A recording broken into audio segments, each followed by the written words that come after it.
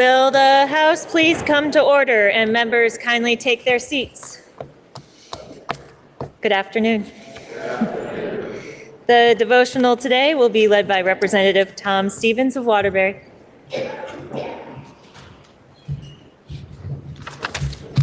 Good afternoon. I was not a Bible reader growing up.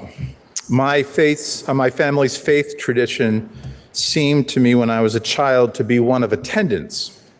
When any of us might ask, why do we have to go to church? The answer was always, because you have to.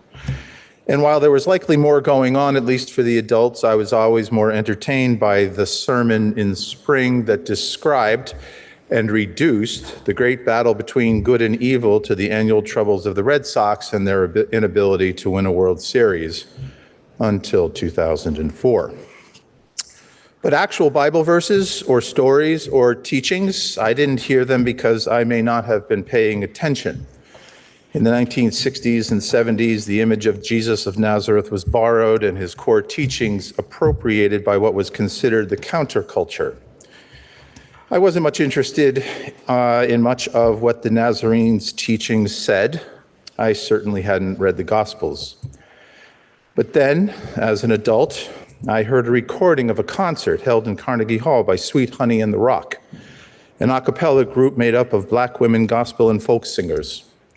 And the first track was a musical rendition of the Beatitudes. It struck me to my core. It put into words perhaps the subliminal learning I did when I was younger, and it made me stop, and it made me listen. And what I learned anew was this, in the words of Lindsay Paris Lopez of the magazine Sojourner. She said, "The Sermon on the Mount is a call to resistance. It has always been subversive and countercultural. It uproots and overturns a conventional order built on and maintained by violence. Before the powers of exclusion, greed, and coercion sweep us along in their destructive path, we are called to repent, to turn around and resist the tide that threatens to drown us all." Ms. Paris Lopez writes further, "Suffering far outlasts any administration, and our commitment to the needs of those suffering must transcend partisanship. One problem with connecting advocacy to partisan political outrage is that often the needs of the people get lost in the desire to win. His vision of healing a world in pain begins with blessing, not blame, so that we may keep our focus on those in need of comfort." These are those teachings shared in the Sermon on the Mount. "Blessed are the poor in spirit, for theirs is the kingdom of heaven.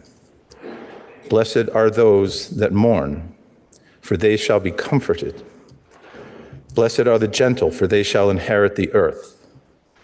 Blessed are those who hunger and thirst for righteousness, for they shall be satisfied. Blessed are the merciful, for they shall receive mercy.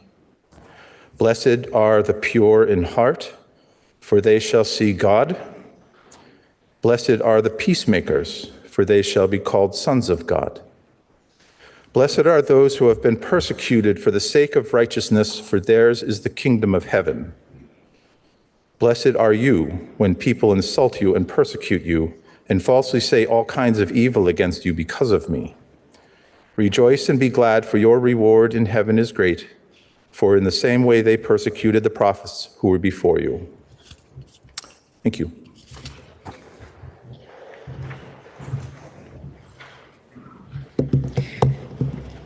Members, will the House please stand at ease for a moment? And can I see member from Poultney at the podium? Thank you.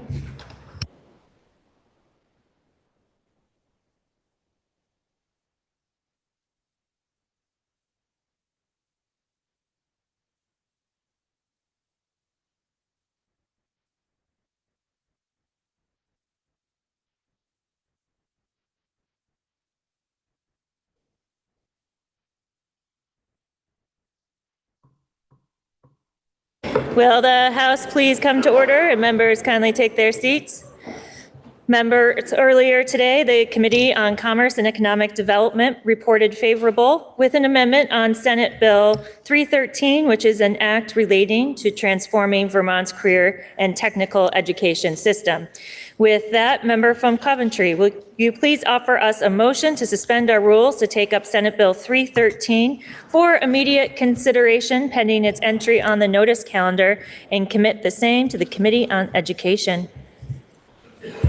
Madam Speaker, I move that we suspend rules to take up Senate Bill 313 for immediate consideration, pending its entry on the notice calendar, and commit the same to the Committee on Education. The member from Coventry moves that we suspend our rules to take up for immediate consideration pending its entry on the notice calendar, Senate Bill 313, which is an act relating to transforming Vermont's career technical education system, and commit the same to the Committee on Education. Are you ready for the question? If so, all those in favor, please say aye. Aye. All those opposed, please say nay. The ayes appear to have it. The ayes do have it, and you have suspended our rules to commit Senate Bill 313 to the Committee on Education, pending its entry on the notice calendar. Members, we received a request to read a House concurrent resolution that the House and Senate adopted pursuant to the consent calendar. HCR 241 is a House concurrent resolution congratulating University of Vermont Distinguished Professor and Vermont climatologist Dr. Leslie Ann Dupigny-Giroux on winning the Manny L. Bomek Award for Public Education with Science and Public Engagement with Science. Please listen to the reading of the resolution. Whereas one of the truly remarkable faculty members of the University of Vermont is Distinguished Professor of Geography and Geosciences and Vermont State Climatologist Dr. Leslie Ann Dupigny-Giroux, and whereas a graduate of the University of Toronto, she holds graduate degrees from McGill University in Montreal, including a doctorate in climatology and geographic information systems. And her research interests encompass hydroclimatic natural hazards and climate literacy, climate services, and geospatial climate and land surface processes. And whereas Dr. Dupigny-Giroux is a leading expert on floods, droughts, and severe weather, and the ways in which the affected landscapes and peoples of Vermont and the northeastern United States. And whereas her teaching portfolio examines climatology, physical geography, and remote sensing. And beyond the UVM campus, she has worked extensively with K-12 teachers and students, incorporating satellite usage into pre-college climatology curriculums. And whereas she is a fellow of the American Meteorological Society, currently serves on 3 National Academy of Science panels, and is a past president of the American Association of State Climatologists. As a researcher and applied climatologist, Professor Dupigny-Giroux has contributed to all 5 national climate assessments, including serving as the lead author for the Northeast chapter of the rendition, and has held leadership positions on Vermont and federal climate-associated initiatives. And whereas recently, the American Association for the Advancement of Science bestowed on her one of its premier tributes, the Manny L. Bomek Award for Public Engagement with Science, recognizing the demonstrated excellence of her contribution to public engagement with science, and her extraordinary career as an admired scholar and public official uniquely qualified her for this distinct honor. Now, therefore, be it resolved by the Senate and House of Representatives that the General Assembly congratulates University of Vermont Distinguished Professor and Vermont climatologist Dr. Leslie Ann Dupigny-Giroux on winning the Manny L. Bomek Award for Public Engagement with Science. And be it further resolved that the Secretary of State be directed to send a copy of this resolution to UVM Professor and Vermont State Climatologist Dr. Leslie Ann Dupigny-Giroux. Are there any announcements? Member from Colchester. I have known Dr. Leslie Ann Dupigny-Giroux since I was appointed to the Colchester Planning Commission in 2018. I contacted Dr. Giroux to ask her about the impact of climate change in Vermont and how the data should be included in Colchester's town plan that the commission had just begun drafting. Over the years, I have encountered Dr. Giroux at state conferences, where she was presenting on research findings on the impact of climate change on Vermont's landscape, working lands, economy, and weather. I was incredibly proud to learn that she had been awarded the Mani Blahnik Award. This award is extremely competitive nationally and internationally. This award was, Mani Blahnik was an Indian-American physicist, entrepreneur, and philanthropist. Beyond science, he became known for his philanthropy, especially in education, and for promoting a blend of science and spirituality in his writings. While the exact criteria can vary from organization, the meaning behind a Mani Blahnik named award generally reflects his lifetime themes: excellence in science or innovation, honoring impactable research or technological advancement, bridging disciplines, especially science, with broader human values, ethics, philosophy, or cultural, service and philanthropy, contributions that benefit society, not just academics, and global perspective, recognizing individuals who connect culture, much like Blahnik did between India and the US. In short, the award is meant to symbolize scientific achievement combined with humanistic impact, not just discovery, but using knowledge to improve the lives of people. It is my great honor to introduce Dr. Leslie Ann Dupigny-Giroux to the floor. Will the guest of the member from Colchester please rise and be recognized?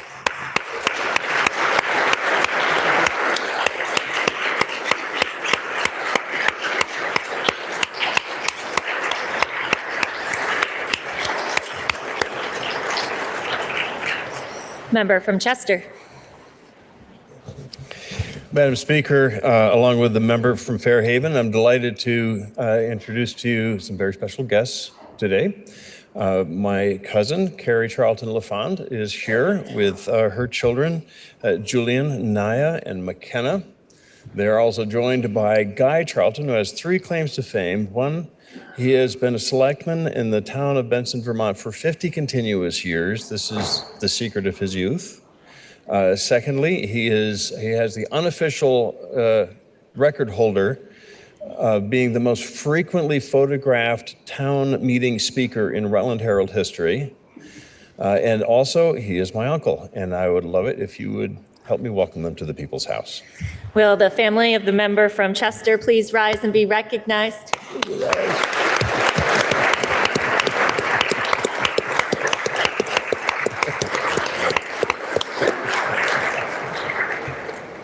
Are there any further announcements? Member from Bradford. Madam Speaker, I've had the opportunity to work with another UVM intern this session.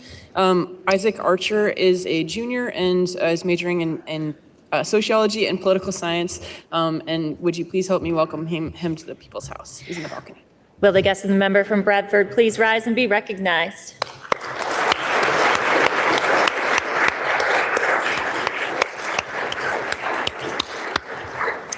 Member from Weston. Madam Speaker, there is a cross-agency task force working to make permitting across state government streamlined, rationalized, and transparent. The Caucus for Vermont's Economy will be hearing about this permitting modernization effort tomorrow at noon in room 10. We'll be hearing from Secretary Curley of the Agency of Commerce and Community Development and Stacy Andre from the Agency of Transportation. Please join us. Are there any further announcements? Member from Williston. Thank you, Madam Speaker. I would like to welcome my sons to the State House today, though they are not thrilled about this introduction. They put up with a lot of texting via parenting and parenting via texts and parenting via lists during the legislative session. And I appreciate the sacrifice they make because I think it's important we have working parents here in the State House. Will the family of the member from Williston please rise and be recognized?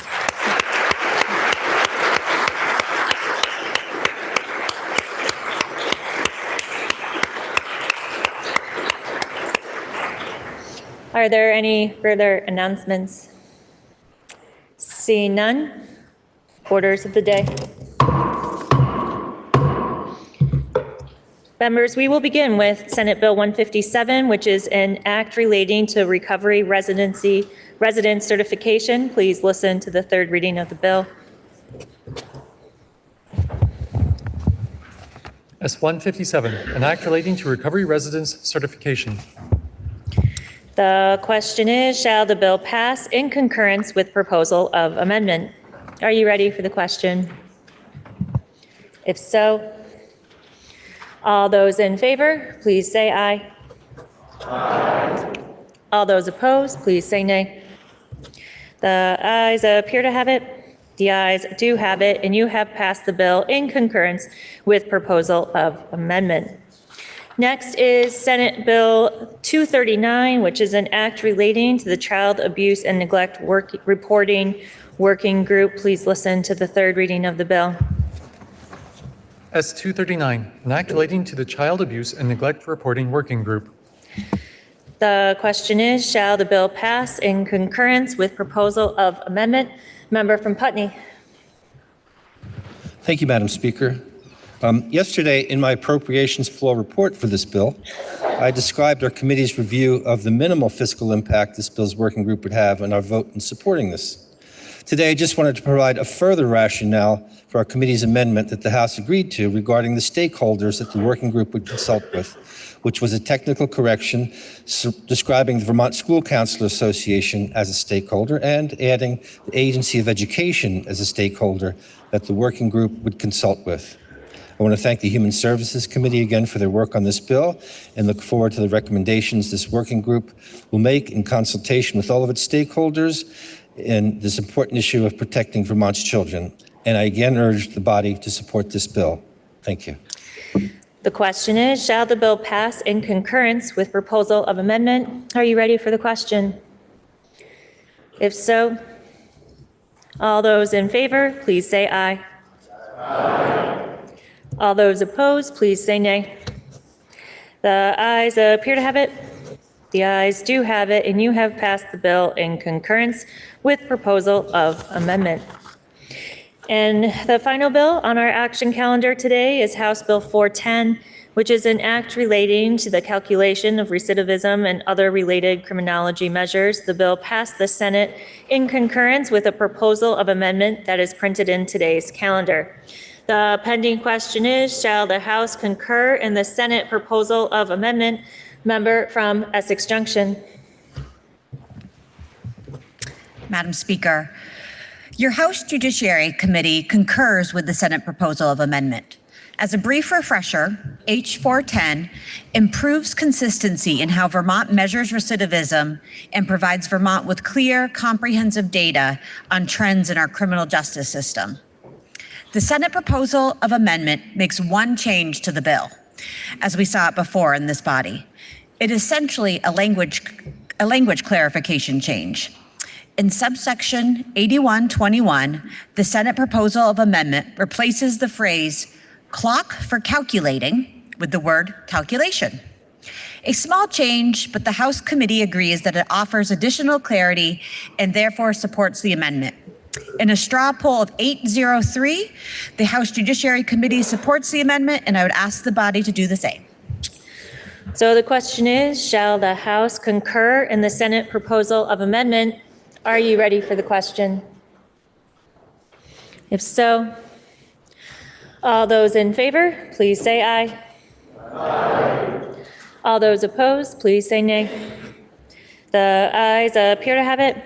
The ayes do have it, and you have concurred in the Senate proposal of amendment. Members, that completes the orders of the day.